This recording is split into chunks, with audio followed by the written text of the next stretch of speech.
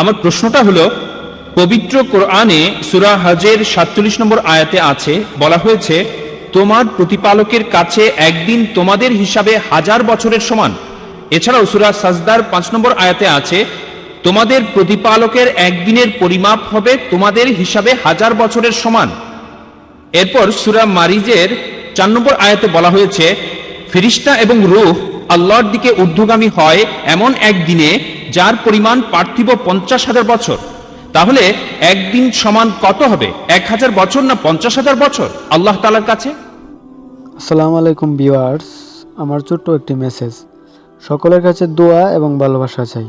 এই চ্যানেলটিতে ডাক্তার জাকির নায়েকের গুরুত্বপূর্ণ আলোচনা এবং বিশেষ মাসআলার ভিডিও আপলোড করা হয়, এবং আপনাদের মতামত এবং কী ধরনের ভিডিও চাই অবশ্যই কমেন্ট বক্সে জানাবেন। ইনশাল্লাহ আমি দেওয়ার চেষ্টা করব।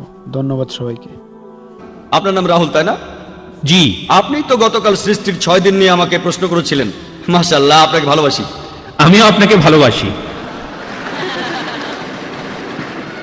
এখন আপনাকে বলি, ইন্টারনেটে দেখবেন এগুলো খুবই কমন প্রশ্ন। আপনাকে এগুলো জানার জন্য বিশেষজ্ঞ হতে হবে না, আপনি ইন্টারনেটে চলে যান, ইসলাম বিরোধী সাইটগুলোতে এরকম অনেক কিছু পাবেন। আমি শিওর যে ভাই রাহুল, আপনি বোধহয় পুরো কোরআন পড়েননি। পুরোটা পড়িনি। আমিও জানি। এটা ছাড়াও আমার আরো প্রশ্ন আছে। Sorry? আমি আরো কিছু প্রশ্ন করতে চাই, তবে আগে এটার উত্তরটা জানতে চাই। তাহলে দেখছেন, আপনি যদি সত্যটা জানতে চান, হ্যাঁ। প্রথমে আপনাকে আসল উৎসটা পড়ে দেখতে হ্যাঁ। হবে। যদি খ্রিস্টান ধর্মকে জানতে চাই আর খ্রিস্টান বিরোধী বইগুলো পড়ি, তাহলে আমি এক পেশে হয়ে যাব। তাই আমি আপনাকে অনুরোধ করছি, প্রথমে ভালো সাইটগুলো দেখেন, পবিত্র কোরআন পড়েন, তারপর 2টো না 200টা প্রশ্ন করেন আমাকে। ইনশাআল্লাহ আমি উত্তর দেব, অবশ্যই এখনো উত্তর দেব। ওকে। তবে আমি দাওয়ার কাজে নিয়োজিত, এটা বুঝি যে লোকে ইসলাম বিরোধী সাইটগুলো দেখে, প্রথমে সেখানে নেগেটিভ পয়েন্টগুলো দেখে মেনে নিয়ে ইসলামের বিরুদ্ধে চলে যায়। ইসলাম সম্পর্কে জানতে হলে ভালো সাইটগুলোতে যান, এমন সাইটে যাবেন না যেমন অ্যানসারিং ইসলাম। এখানে আমি একটা কথা বলি, আপনার উত্তরটা দিচ্ছি, সমস্যা আসলে নেই। না, যেটা আমি বলছি, আমি আসলে আধা ঘন্টা ধরে ইসলাম সম্পর্কে ভালো কথা বলতে মাশাআল্লাহ, পারবো। ভালো। আমি এখানে একেবারেই নিরপেক্ষ।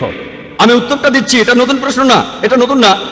এই প্রশ্নের উত্তর অনেক আগে দিয়েছি আমি সবকিছু রেফারেন্স দিতে পারি। মাশাআল্লাহ ভাই, আপনি প্রশ্ন করলেন যে কোরআনে 2টো জায়গায় আল্লাহ বলেছেন একদিনের সমান হলো 1000 বছর।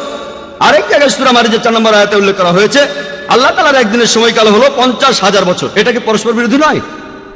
এক জায়গায় বলা হচ্ছে 1000 বছর, আর এক জায়গায় বলা হচ্ছে 50,000 বছর। আরবি ভাষায় এই শব্দটা হলো ইয়ম। এই শব্দটা হলো ইয়ম। ইয়ম। এখন ইয়ম এর 2টো অর্থ আছে। একটা অর্থ হলো দিন, দিন দিন 24 ঘন্টা একদিন। অন্য অর্থটা হচ্ছে একটা সময়কাল, একটা যুগ। এটা যে কোনো একটা সময়কাল হতে পারে। তাহলে ইয়মের একটা অর্থ হলো দিন, আরেকটা অর্থ হলো একটা সময়কাল।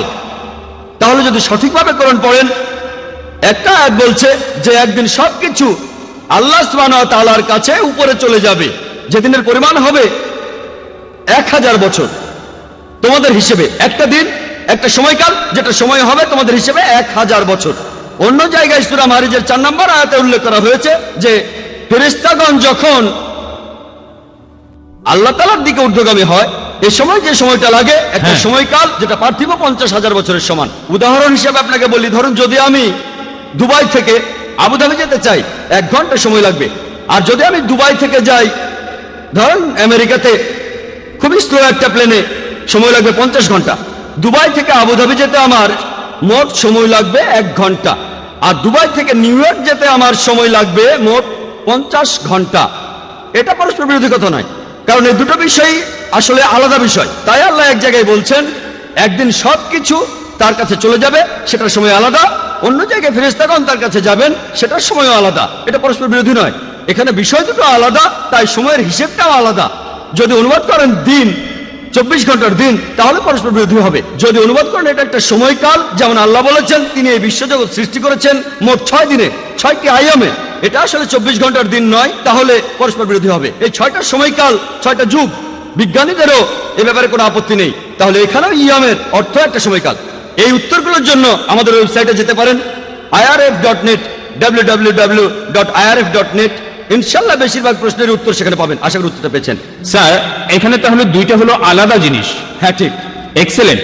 আচ্ছা, আর আর যে শব্দটা আপনি বললেন, শব্দ দুইটা আলাদা, একটা হলো দিন ইয়ম আর শব্দটার অন্যটা দুটো হলো অর্থ আছে, একটা অর্থ হচ্ছে 24 ঘন্টার দিন, অন্যটা হলো যুগ, সময়কাল। আর এই দুইটা জায়গাতেই ইয়ম শব্দটা বলা হয়েছে, একই শব্দ আছে।